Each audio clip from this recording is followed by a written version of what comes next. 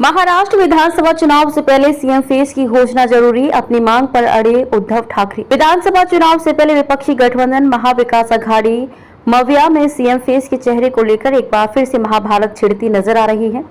मविया में शामिल कांग्रेस और राका शरद चंद्र पवार ने साफ शब्दों में पूर्व मुख्यमंत्री उद्धव ठाकरे को विधानसभा चुनाव के लिए सीएम फेस घोषित करने से इनकार कर दिया है। राका शरद चंद्र पवार और कांग्रेस कह रहे हैं कि चुनाव परिणाम घोषित होने के बाद ज्यादा सीटों वाली पार्टी का सीएम चुना जाएगा, लेकिन उद्धव और उनकी पार्टी सीएम पद का उम्मीदवार घोषित करने की मांग पर अड़े हुए हैं।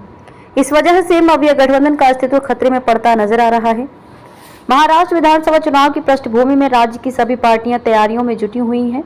कयास लगाए जा रहे हैं कि जल्द ही आचार संहिता और चुनावी कार्यक्रम की घोषणा हो सकती है।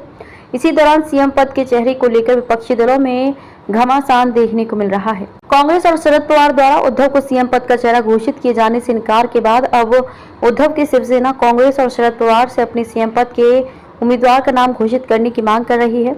उद्धव की पार्टी का कहना है कि भले ही मविया में सीएम पद का चेहरा कांग्रेस या शरद पवार गुट से हो, हम उसे समर्थन देने को तैयार हैं। बस कांग्रेस और शरद पवार अपने सीएम पद के चेहरे का नाम घोषित करें।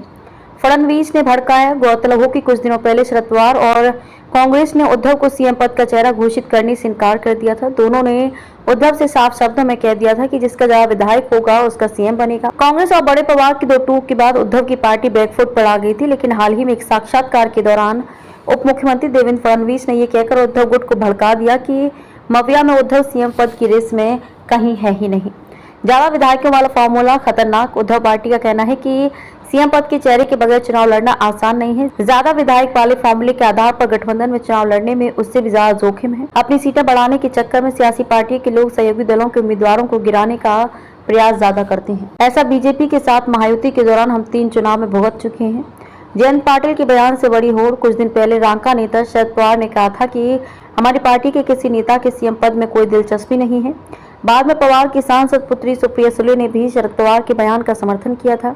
तब ये माना जा रहा था कि मविया में सीएम पद के लिए कांग्रेस और शिवसेना उद्धव गुट के बीच ही होड़ देखने को मिलेगी, लेकिन रांका शरद चंद्र पवार के महाराष्ट्र प्रदेश अध्यक्ष जयंत पाटिल ने सोमवार को कहा कि जनता चाहती है कि सीएम कोई शरद पवार की रांका से बने।